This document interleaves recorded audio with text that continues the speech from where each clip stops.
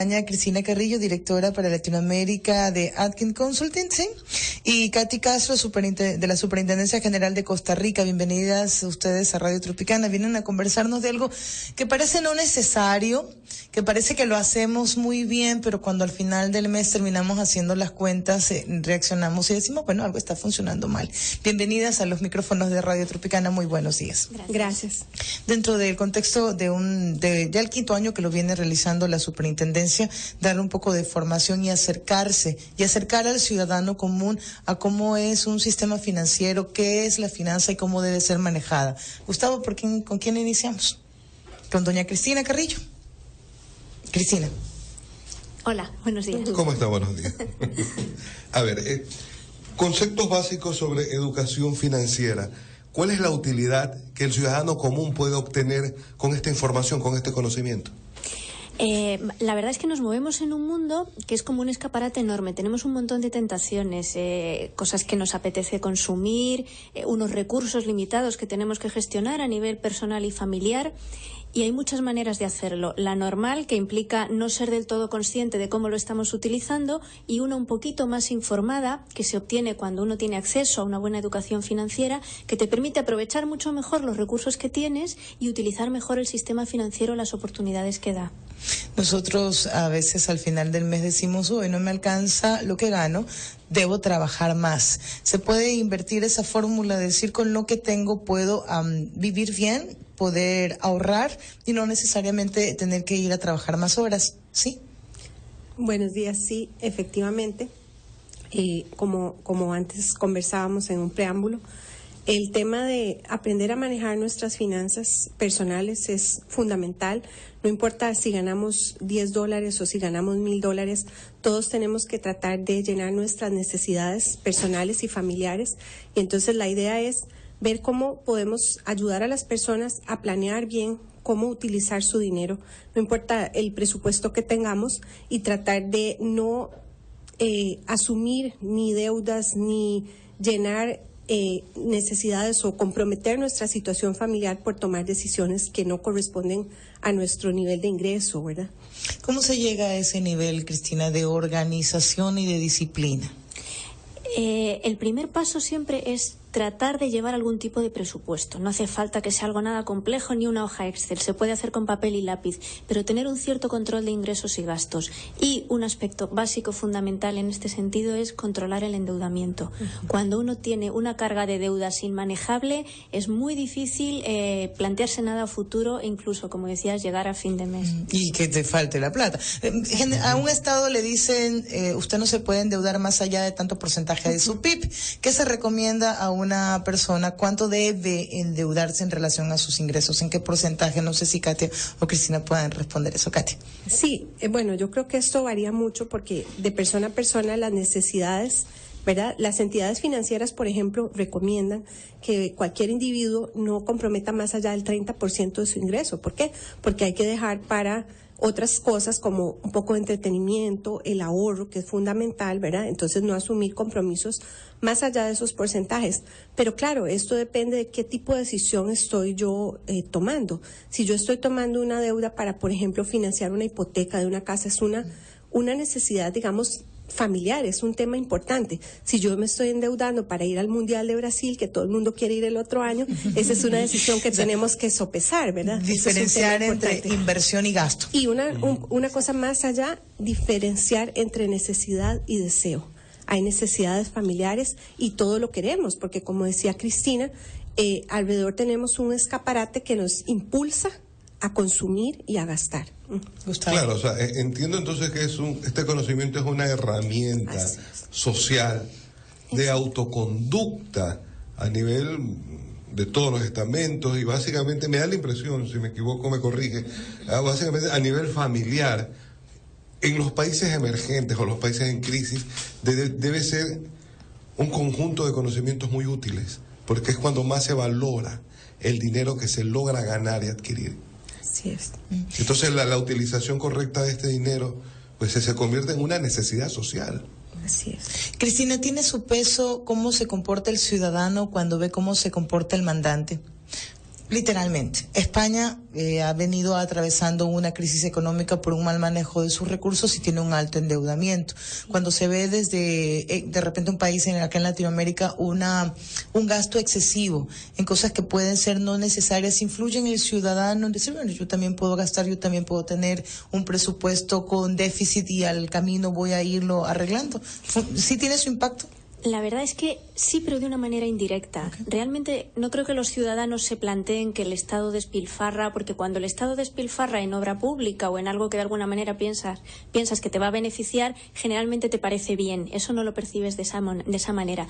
Pero sí que importa mucho el contexto de gasto de las personas, del resto de los ciudadanos. Por ejemplo, en España efectivamente hubo un problema muy serio de sobreendeudamiento porque es algo culturalmente aceptado. Todo el mundo podía tener una hipoteca a 30 o 40 años, con lo cual ya imaginad la parte del presupuesto familiar que eso estaba consumiendo. Cuando todo el mundo lo hace y hay acceso muy fácil al crédito, es muy difícil pensar, voy a vivir de alquiler porque realmente esto es una carga excesiva. Lo normal es que hagas lo que hace todo el mundo y de esa manera se extienden con gran facilidad esos comportamientos. La Comisión Europea decidió impulsar el conocimiento de la educación financiera desde las edades más tempranas. Eso es cierto.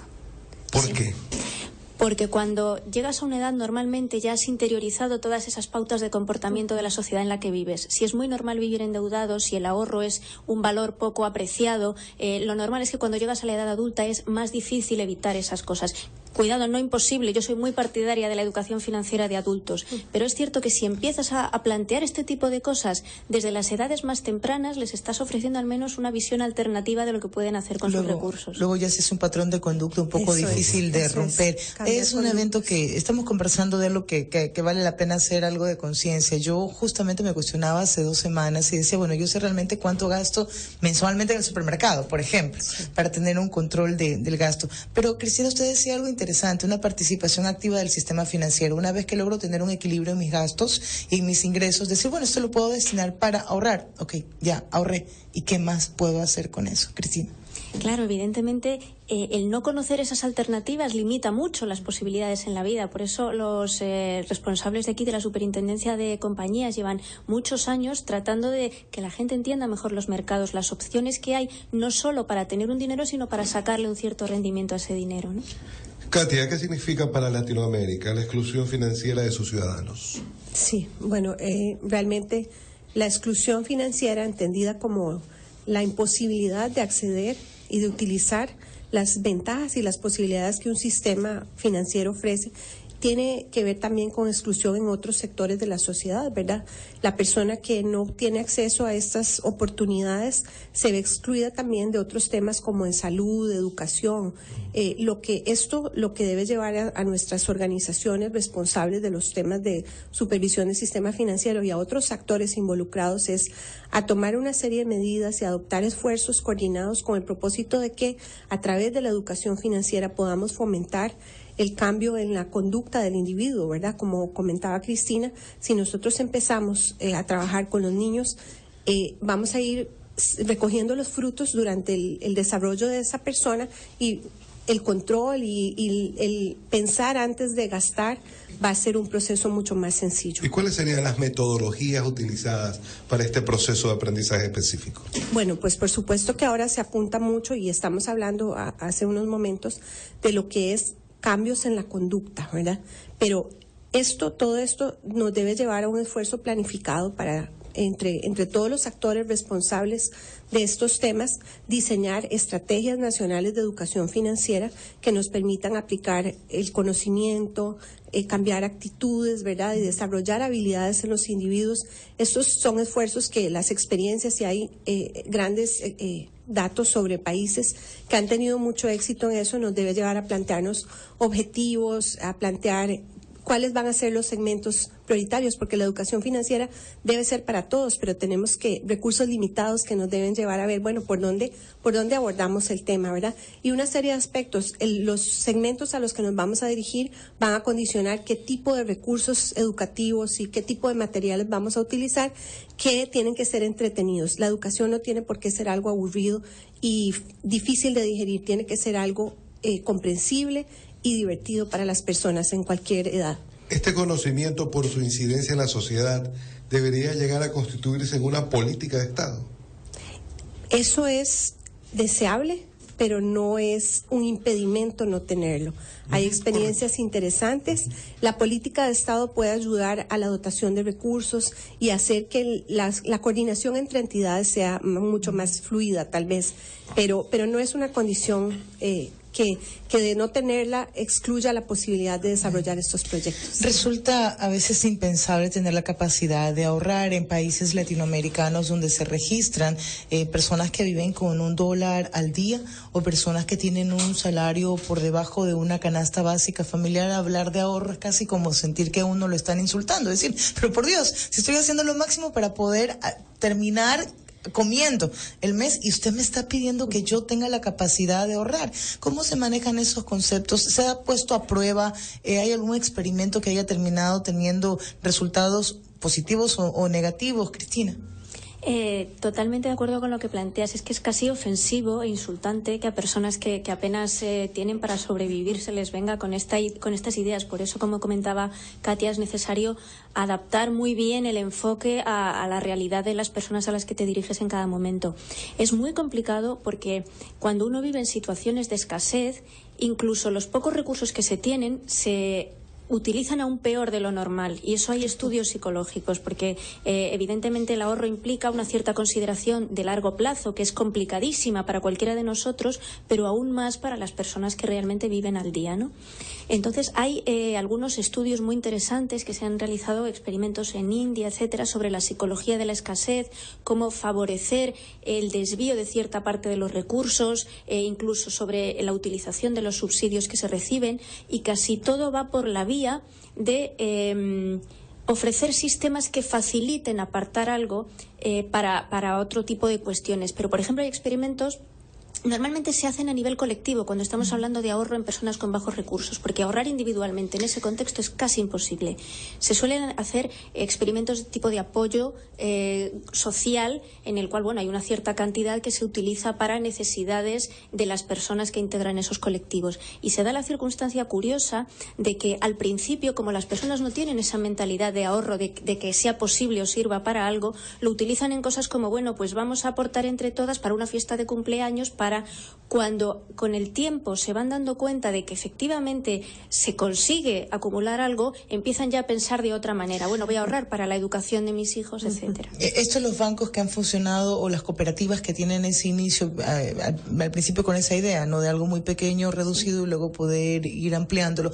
Tips que nos puedan recomendar. Ya nos decía Cristina, primero póngalo a limpio, coja un lápiz y un papel y diga: mis ingresos son tantos, mis gastos fijos son tantos y mis deudas a corto, largo y mediano plazo son tantos. Algo más que haya que considerar al momento de querer cambiar la forma de manejar nuestros recursos, que si son limitados, las necesidades son las ilimitadas. Y dejó algo en el tapete muy interesante, decir aprender a diferenciar entre lo que son las necesidades y algo que yo deseo, y deseo poseer muchas cosas, pero ¿cómo podemos tener más claro el panorama, Katia? Pues sí, es un tema que es un reto desde el punto de vista individual hasta el reto de la colectividad, ¿verdad? Como países tenemos que generar las condiciones para que podamos desarrollar cambios en las personas, pero a nivel individual es muy importante, como decíamos antes, distinguir entre deseo y necesidad. Y una cosa más importante es, cuando yo consumo hoy, estoy sacrificando lo que puedo cómo puedo atender mis necesidades mañana. Entonces, algo muy relevante es pensar, todas las decisiones que yo tome hoy van a tener impacto en mi situación financiera futura. Bueno, entonces, cuando nos veamos frente a un escaparate y veamos aquello que nos impulsa a comprar, pongamos freno a nuestras emociones y pensemos y sobre todo visualicemos que esta decisión de hoy, este impulso, va a tener efectos sobre nuestra vida futura. Correcto. Una adecuada y temprana educación financiera, entiendo, que no solamente va a tener incidencia en el progreso económico de los pueblos, va a tener incidencia en el progreso integral, social de los pueblos, una nueva conducta, una nueva visión frente a la sociedad. Así es. Pero ¿cómo pega ustedes están diciendo párale al consumo? Consume de acuerdo a tus reales necesidades y a tus reales posibilidades de pago. Cuando nos movemos en un mundo, si estamos expuestos en una vitrina, sí, está constantemente bombardeando, decirte, este teléfono que lo compraste hace 6 meses ya no sirve. Estás fuera de onda, la tecnología ya arrasó, por favor, déjalo y consume otro. O sea, estás enfrentándote a super multinacionales, a una campaña publicitaria agresiva permanente que no distingue edades. Claro, es que una parte muy importante de la educación financiera es saber desarrollar el espíritu crítico ante todas estas ofertas. Pero, por otra parte, también hay que ser consciente de que somos seres humanos y somos muy fáciles de tentar. Y además queremos disfrutar el momento presente, que es lo único que tenemos, ¿no? Entonces, hay mecanismos recomendados para trasladar a la realidad estas cosas que uno puede acabar asimilando. No, tengo que ahorrar, quiero ahorrar, pero me resulta muy complicado. Por ejemplo, una recomendación típica de autocontrol es el juego de congelar literalmente la tarjeta de crédito. Es decir, meterla en un vaso de agua en el congelador, de manera que, porque además está comprobado que cuando uno paga con tarjeta es mucho más fácil gastar en cosas que no necesitas. No eres tan consciente de que el dinero se está escapando de tu poder, ¿no? Sí. Entonces, claro, si ya tienes que esperar a que se descongele, te estás obligando a ese periodo de reflexión. Claro, María Fernanda, tampoco ¿Sabes por qué me río? Escúchame. Porque yo he ido a comprar al supermercado en efectivo y con tarjeta. Entonces, cuando voy en efectivo, ya está, tengo tanto y voy viendo el precio. Entonces voy a anotar, ponlo en el carrito, que vamos a pagar con tarjeta de crédito. Tampoco creo que el objetivo sea crear un ejército de faquires, ¿no? Sí, simplemente tener disciplina familiar como primera instancia para el desarrollo, ¿no? Sí. Consumo responsable también. Por supuesto. Pero es difícil. ¿Qué le pasa a María Fernanda? No, pero voy a hacer el método de congelar realmente la tarjeta. En serio, de verdad que uno piensa y actúa totalmente diferente. Sí, yo sí conozco una persona que tiene ese temple para poder controlarse un poco. Gustavo, a no ser que tengas alguna otra interrogante para nuestras entrevistadas. Más bien alguna reflexión final, ¿no? Estamos sobre la hora también.